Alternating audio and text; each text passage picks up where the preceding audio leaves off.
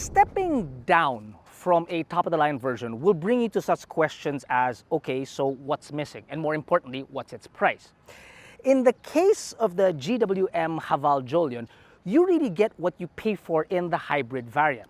However, if you take that hybrid system out, then what? Is the car still worth it? In fact, if you were to go to our AutoDeal app and use the comparison tool, you'll find that the hybrid comes in at 1,588,000 Philippine pesos. This top-of-the-line non-hybrid comes in at 340,000 Philippine pesos less, which then begs you to ask, is it 340,000 Philippine pesos less car, or is it 340,000 Philippine pesos savings? You could say that the heart and soul of a car could get lost when you remove all those options and accessories. But in the case of the DCT Supreme, it's deja vu with a turbo.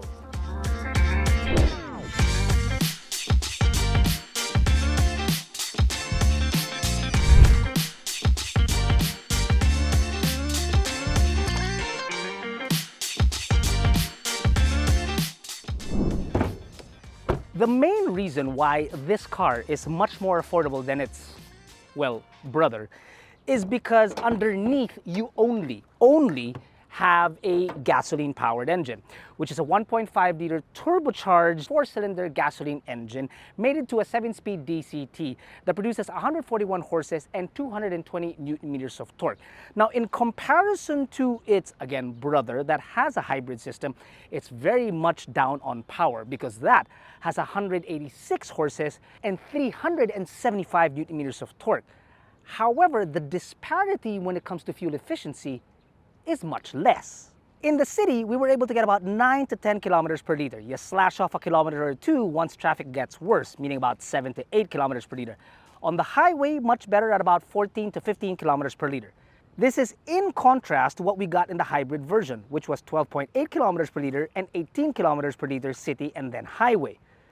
So we're seeing about 2 to 3 kilometers less efficiency here by going gasoline only, which is not bad. Again, hybrid technology wins, but don't discount the fact that this turbo ain't no slouch either. The exterior, to be honest with you, hasn't really changed much from the hybrid version. And if you'd like to see the hybrid version after this video, of course, the links will be found down below. But as we explained in that video, the exterior of this car is, well, not bad looking at all. Down on the side and throughout the rest of the car, you don't get the coding-free badges that are on the HEV, but you do get a new set of wheels that are still 18 inches in diameter and wrapped in 55 series tires. It's a different design, and I also like how this set looks. Ground clearance is still 168 millimeters as well, and again, just decent looking down the side. The rear has fewer badges, and again, this is not an HEV, so there's one less thing to look at. But again, simple with a nice tail lamp. Oh, and also no more of those shopping cart handles on the spoiler. Yep, those are gone. If you're familiar with the previous video of the Jolion, which was the hybrid, we mentioned the wrong amount of cargo space. See, the hybrid only has 390 liters of space, where this, the non-hybrid, has 430 liters of space, obviously when you take out the tonneau. Now, the reason why there was no body in that, was it? The reason why we have so much space is because there are no batteries. In the hybrid, obviously, it takes up space for the batteries. Now, Earl got the figures wrong in the previous video, and I was supposed to give him 1 siomai for that. But since he got it wrong, he owes me a siomai. You owe me siomai, Earl. Just one, okay? Dude naman, don't be so cheap. Anyway, speaking of cargo, you can more easily fit a quote-unquote siomai at the back of this car. When you fold the rear, you can put as many as you can, and it's the same story with 4. 4 is very good. But you do get a small lip because there are no batteries here at the back. That's my normal driving position. Look at... Jeez! Wow! I've forgotten just exactly how big this car is. Space is most definitely not an issue here. 2 large-sized adult with a medium-sized adult in the middle. Yeah, bigger than me. Wow, look at that, 0 tunnel. That is a lot of space. And I will also say, dare I say this, that I do believe that the interior here in the non-hybrid version, I like it better, and it probably is better, especially for people like me that have kids, because opposed to the copper and white, here you get all black. Now, it's not as supple, but it's most definitely durable, easy cleaning, and is, well, stain resistant, especially if you have kids. Trust me, I know. But again, the space! Madre mia.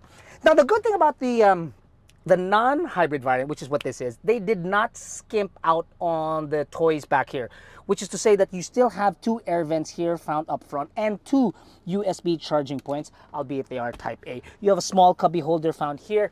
Up on top, you've got your lights on either side and a share of the panoramic roof.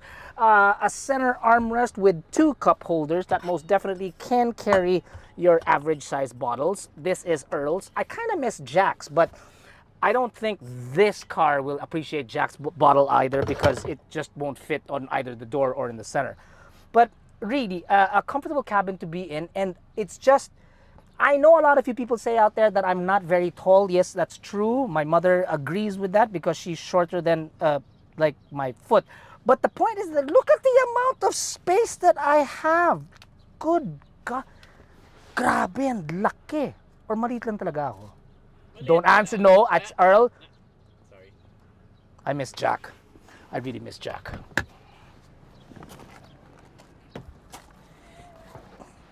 Yeah, that is my driving position. Hanep. Okay, so this is where it gets interesting. Up front, the business end. You'd think that by stepping down from the top of the line version, again, from the hybrid to this, the non-hybrid turbo, you'd be missing out on a lot of things. That is where you're wrong. There's almost little to no difference in this top-of-the-line variant, which is a non-hybrid, to the hybrid. You still get a digital cluster in front of you that is massively huge and large. Is that even a term? It is now. And it's colored too. You get a large infotainment system with Apple CarPlay and Android Auto. And the reverse camera is like really, really clear too. Yeah, you get the same touch controls for your air. It's a bit half a hassle to get through. So is the radio, because there's no physical button for it, and the only rotary dial that you have is for your gear shift. But really, everything else in here is similar to that of the hybrid. From the materials that you get on the dash, to the shape of it, to even the non-telescopic steering. It's really not. It's not. And maybe the biggest difference would be is that this could be manual and the hybrid is powered. And also you don't have the 1 foot driving the pedal, much like other brands where you can drive the car with 1 foot. But really, that's it. It's not as if you will feel wanting. You even have that, like I mentioned, the panoramic roof. It's just, you're starting to wonder, is that hybrid system really worth 340,000 Philippine pesos? Considering that we already mentioned that the fuel difference is, well, it's not negligible, but it's not that large either. I don't know, man. Anyway, let's take this out for a spin right now. But before we do, I will implore you to please like and subscribe our channel, because we create all these videos just for you guys. And there's, wait! Look at the amount of cup holders that you get inside this car. Bam! You even have a tiny one. You have one on the door. You even have one on this side. Look at that. And then I drink from this, but this is actually Earl's. Then you also have a wireless charging pad. And then you've got a cubby hole underneath. And then you have slots here. And then you've got a large glove compartment. It's amazing. Oh, you have a heads-up display! Get in the car.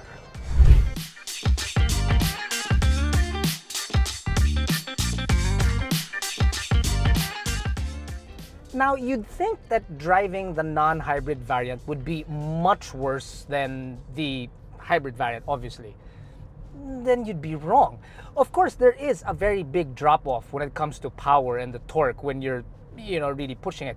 But inside city traffic, the DCT is actually quite sorted.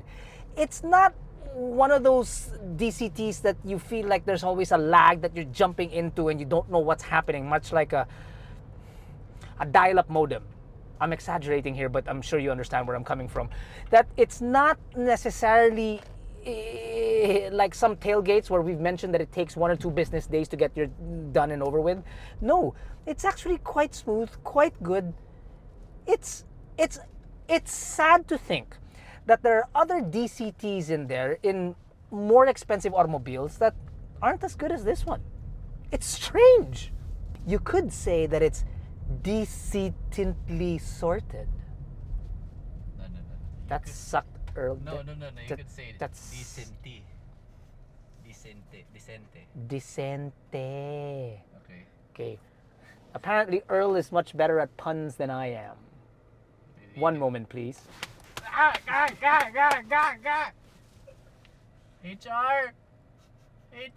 HR, I'm gonna help you now.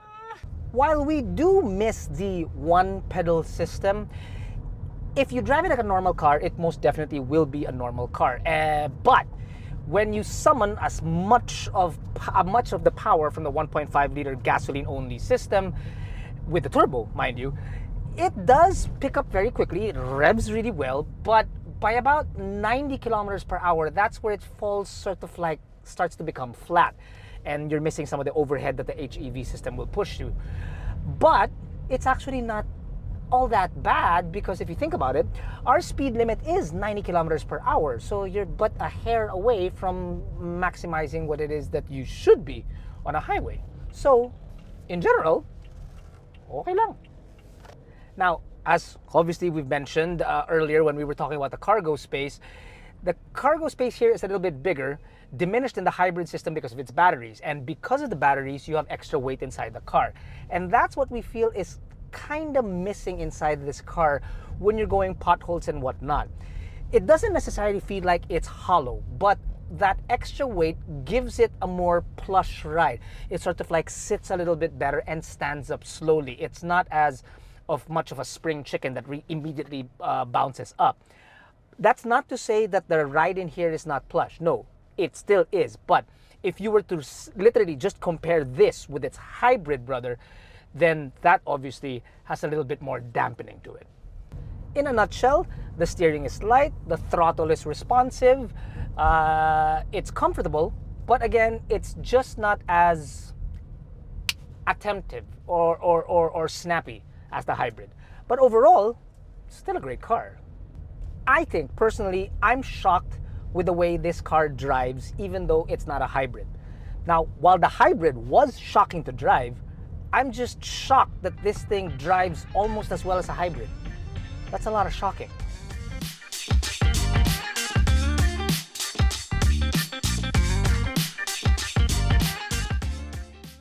I've said what I've said many a times during this review because it's literally deja vu with a turbo, right? It's everything that you would get in an HEV, well, almost everything that you would get in an HEV, because I'm talking about the conveniences inside, the plushness, the softness, the space, the leather, the Android and Apple CarPlay, the wireless charging, almost everything, even the safety features, the advanced driver assist systems. It's just that it doesn't have a hybrid system, and it's got a sticker of less than 340,000 Philippine pesos. So the question that we asked earlier, is it less of a car or is it savings? Most definitely savings, yes. But understand that you also have coding inside this car. With a hybrid, you don't. And that amount, whatever that may be, kind of hard to quantify. But I will tell you that I wish I had 340,000 Philippine pesos in my pocket right now. Man, I could use it. See this football field? I'd air condition this whole thing and lie butt naked in the middle.